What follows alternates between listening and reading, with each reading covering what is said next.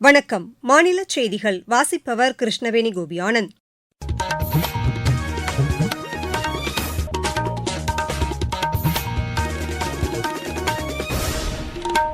தலைப்புச் செய்திகள்.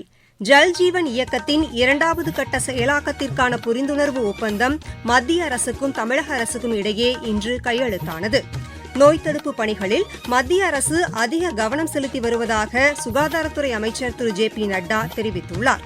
தாவேக அரசு பொறுப்பேற்ற பின் மாநிலத்தில் சட்டம் ஒழுங்கு சீர்கெட்டுள்ளதாக பிஜேபி மூத்த தலைவர் திருமதி தமிழிசை சவுந்தரராஜன் குற்றம் சாட்டியுள்ளார். தென்மேற்கு பருவமழை நாளை மறுநாள் கேரளத்தில் தொடங்க வாய்ப்புள்ளதாக வானிலை ஆய்வு மையம் தெரிவித்துள்ளது. இந்தோனேஷிய ஓபன் பேட்மிண்டன் போட்டியில் இந்தியாவின் ஹரிஹரன் அம்சகருணன் அர்ஜுன் இணை காலிறுதிக்கு முந்தைய சுற்றுக்கு முன்னேறியுள்ளது. இனி விரிவான செய்திகள். ஜல்ஜீவன் இயக்கத்தின் 2வது கட்ட செயலாக்கத்திற்கான புரிந்துணர்வு ஒப்பந்தம் மத்திய அரசுக்கும் தமிழக அரசுக்கும் இடையே இன்று கையெழுத்தானது. மத்திய நீர்வளத்துறை அமைச்சர் திரு சி ஆர் பாட்டீல் புதுதில்லியிலிருந்தும் தமிழக முதலமைச்சர் திரு விஜய் சென்னை தலைமைச் செயலகத்திலிருந்தும் காணொலி காட்சி வாயிலாக கலந்து கொண்டு அவர்கள் முன்னிலையில் இந்த புரிந்துணர்வு ஒப்பந்தம் கையெழுத்தானது. முதல் கட்டமாக 18,123 கோடி ரூபாய் இத்திட்டத்திற்கு ஒதுக்கீடு செய்யப்பட்டது. இந்த திட்டம் நீட்டிக்கப்பட்டதன் அடிப்படையில் தமிழகத்திற்கு வழங்கப்பட வேண்டிய தொகையில் முதல் கட்டமாக 2,177 கோடி ரூபாய் நிதி உதவி கிடைக்கப்பெறும். கிராமப்புறங்களில் உள்ள அனைத்து குடும்பங்களுக்கும் பாதுகாப்பான மற்றும் நிலையான குடிநீர் விநியோகத்தை உறுதி செய்யும் வகையில் ஜல்ஜீவன் எனப்படும் உயிர் நீர் இயக்கம் செயல்படுத்தப்படுகிறது. நோய் தடுப்பு பணிகளில் மத்திய அரசு அதிக கவனம் செலுத்தி வருவதாக சுகாதாரத்துறை அமைச்சர் திரு ஜே.பி. நட்டா தெரிவித்துள்ளார். பஞ்சாப் மாநிலம் பத்திண்டா எய்ம்ஸ் மருத்துவக் கல்லூரி பட்டமளிப்பு விழாவில் பேசிய அவர், கிராம பஞ்சாயத்துகள் மூலமாக 30 வயதுக்கு மேற்பட்டோருக்கு தொடர் மருத்துவ பரிசோதனை மேற்கொள்ளப்பட்டு வருவதாக தெரிவித்தார். ஆஷா மற்றும் முன்கள மருத்துவ பணியாளர்கள் மூலம் இந்த திட்டம் சிறப்பாக செயல்படுத்தப்பட்டு வருவதாக அவர் கூறினார். 36 கோடிக்கும் மேற்பட்டோருக்கு வாய் புற்றுநோய் பரிசோதனை மற்றும் 17 கோடி பெண்களுக்கு மார்பக புற்றுநோய் பரிசோதனை மேற்கொள்ளப்பட்டுள்ளதாகவும் அவர் தெரிவித்தார். நாடு முழுவதும் 1,82,000க்கும் மேற்பட்ட ஆயுஷ்மான் சிகிச்சை மையங்கள் மூலம் நோய் தடுப்பு மற்றும் மறுவாழ்வு சிகிச்சை மேற்கொள்ளப்பட்டு வருவதாகவும் திரு நட்டா கூறினார். தமிழகத்திலிருந்து மாநிலங்களவைக்கு தேர்ந்தெடுக்கப்படவுள்ள ஒரு காலி இடத்தை நிரப்புவதற்கான இடைத்தேர்தல் அறிவிப்பை தமிழ்நாடு சட்டப்பேரவை செயலகம் இன்று வெளியிட்டுள்ளது. இதற்கான அறிவிப்பை வெளியிட்டுள்ள பேரவையின் கூடுதல் செயலரும் தேர்தல் நடத்தும் அதிகாரியுமான திருமதி தேன்மொழி, இம்மாதம் 8ஆம் தேதி வரை வேட்புமனுக்களை காலை 11 மணி முதல் பிற்பகல் 3 மணிக்குள் சமர்ப்பிக்கலாம் என்று தெரிவித்துள்ளார். இம்மாதம் 9ஆம் தேதி வேட்புமனுக்கள் பரிசீலனை நடைபெறும். வேட்புமனுக்களை விலக்கிக் கொள்ள 11ஆம் தேதி கடைசி நாள் என்றும் தெரிவித்துள்ளார். இந்த தேர்தலில் போட்டியிருப்பின் இம்மாதம் 18ஆம் தேதி காலை 9 மணி முதல் மாலை 4 மணி வரை தலைமைச் செயலகத்தில் வாக்குப்பதிவு நடைபெறும் என்றும் தேர்தல் நடத்தும் அதிகாரி திருமதி தேன்மொழி தெரிவித்துள்ளார். தஞ்சாவூர் மாவட்டத்தில் சூறாவளி காற்றால் சேதமடைந்த வாழைத்தோட்டங்களை மாநில அமைச்சர் திரு ஷாஜகான் இன்று நேரில் பார்வையிட்டார். பாபநாசம் பகுதியில் சுமார் 432 ஹெக்டேரிலும் திருவையாற்றில் 295 ஹெக்டேரிலும் வாழை மரங்கள் பயிரிடப்பட்ட நிலையில் இதுவரை மேற்கொள்ளப்பட்ட கணக்கெடுப்பின்படி 82 ஹெக்டேர் பரப்பளவில் சாகுபடி செய்யப்பட்ட வாழை மரங்கள் சேதமடைந்துள்ளதாக தெரிவிக்கப்பட்டுள்ளது. விவசாயிகளிடம் சேத விவரங்களை கேட்டறிந்த அமைச்சர் திரு ஷாஜகான் இந்த சேதம் குறித்து முழுமையான கணக்கெடுப்பு மேற்கொள்ளப்பட்டு அதன் அடிப்படையில் உரிய நிவாரணம் வழங்க மாநில அரசு நடவடிக்கை எடுக்கும் என்றும் தெரிவித்தார். புஞ்சை நிலங்களில் விளைவிக்கப்படும் வேளாண் பொருட்களை விற்பனை செய்வதற்கான கூடங்களை அரசு ஏற்படுத்தி தரும் என்றும் அமைச்சர் கூறினார். தமிழகத்தில் கைத்தறி, துணிநூல் மற்றும் கதர்த்துறை செயல்பாடுகள் குறித்து அத்துறைக்கான அமைச்சர் திரு விஜய் பாலாஜி தலைமையில் ஆய்வுக் கூட்டம் இன்று சென்னையில் நடைபெற்றது.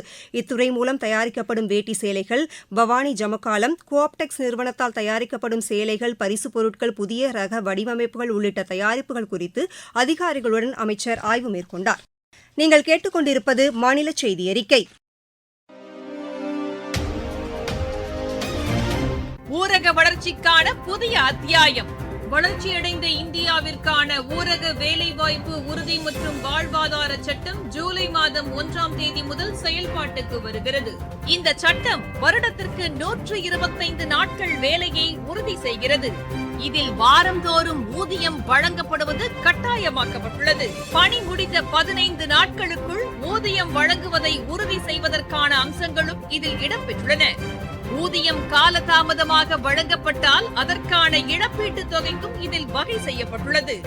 வளர்ச்சியடைந்த இந்தியாவிற்கான பயணத்தில் மோடி அரசு தொடரும் சீர்திருத்த நடவடிக்கைகள்.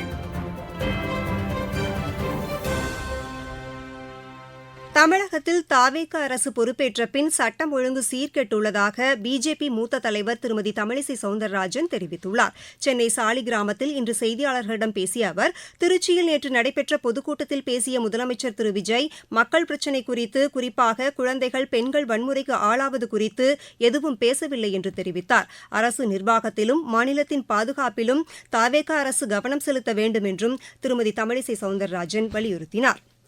கடந்த சட்டப்பேரவைத் தேர்தலில் அஇஅதிமுக வெற்றி வாய்ப்பை இழந்தாலும் எதிர்வரும் தேர்தலில் மகத்தான வெற்றி பெறும் என்று அக்கட்சியின் பொதுச் செயலாளர் திரு எடப்பாடி பழனிசாமி கூறியுள்ளார். அவர் இன்று வெளியிட்டுள்ள அறிக்கையில், தற்போதைய சூழ்நிலையில் மீண்டெழுவதற்கு தேவையான அனைத்து நடவடிக்கைகளையும் கட்சி மேற்கொண்டு வருவதாக தெரிவித்துள்ளார்.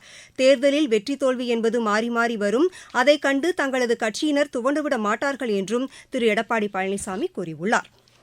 வேலூர் மாவட்டத்தில் மக்கள் தொகை கணக்கெடுப்பு பணியை மேற்கொள்ளும் அலுவலர்கள் மற்றும் துணை கணக்கெடுப்பு அலுவலர்களுடன் மாவட்ட ஆட்சியர் திருமதி லீலா அலெக்ஸ் ஆய்வு மேற்கொண்டார்.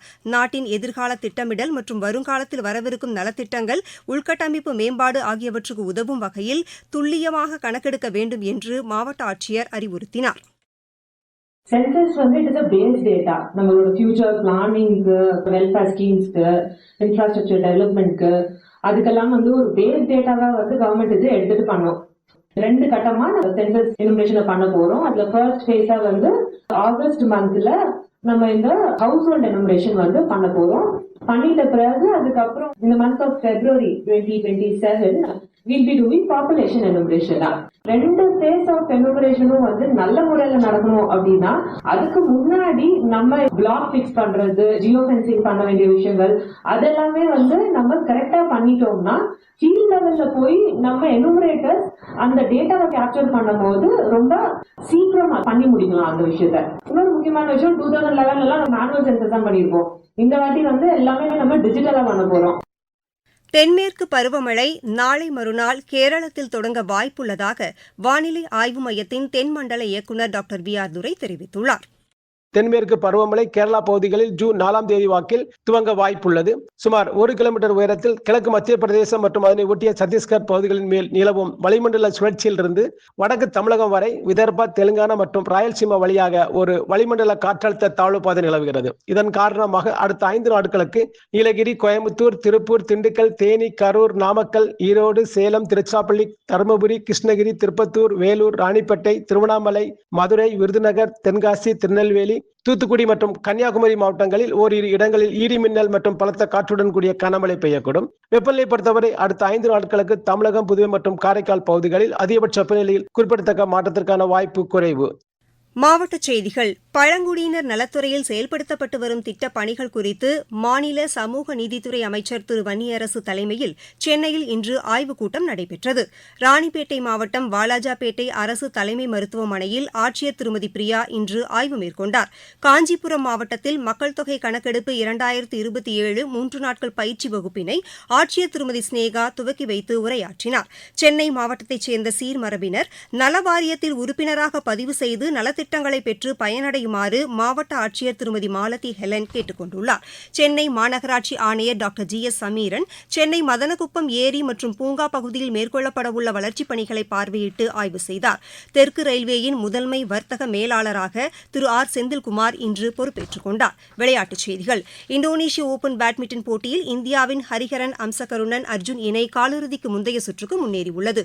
ஆடவர் இரட்டையர் பிரிவு முதல் சுற்று ஆட்டத்தில் இந்த இணை 21-18, 21-10 என்ற செட் கணக்கில் மலேசியாவின் நூர் முகமது அஸ்டியூன் வி கியாங் டான் இணையை வென்றது. இந்தியா இங்கிலாந்து அணிகளுக்கு இடையேயான 3வது மற்றும் இறுதி மகளிர் 2020 கிரிக்கெட் போட்டி இன்று நடைபெறுகிறது. மீண்டும் தலைப்புச் செய்திகள். ஜல்ஜீவன் இயக்கத்தின் 2வது கட்ட செயலாக்கத்திற்கான புரிந்துணர்வு ஒப்பந்தம் மத்திய அரசுக்கும் தமிழக அரசுக்கும் இடையே இன்று கையெழுத்தானது. நோய் தடுப்பு பணிகளில் மத்திய அரசு அதிக கவனம் செலுத்தி வருவதாக சுகாதாரத்துறை அமைச்சர் திரு JP நட்டா தெரிவித்துள்ளார். தாவேக அரசு பொறுப்பேற்ற பின் மாநிலத்தில் சட்டம் ஒழுங்கு சீர்கெட்டுள்ளதாக பிஜேபி மூத்த தலைவர் திருமதி தமிழிசை சவுந்தரராஜன் குற்றம் சாட்டியுள்ளார். தென்மேற்கு பருவமழை நாளை மறுநாள் கேரளத்தில் தொடங்க வாய்ப்புள்ளதாக வானிலை ஆய்வு மையம் தெரிவித்துள்ளது. இந்தோனேஷிய ஓபன் பேட்மிண்டன் போட்டியில் இந்தியாவின் ஹரிஹரன் அம்சகருணன் அர்ஜுன் இணை காலிறுதிக்கு முந்தைய சுற்றுக்கு முன்னேறியுள்ளது. இத்துடன் இந்த செய்தியறிக்கை நிறைவடைகிறது.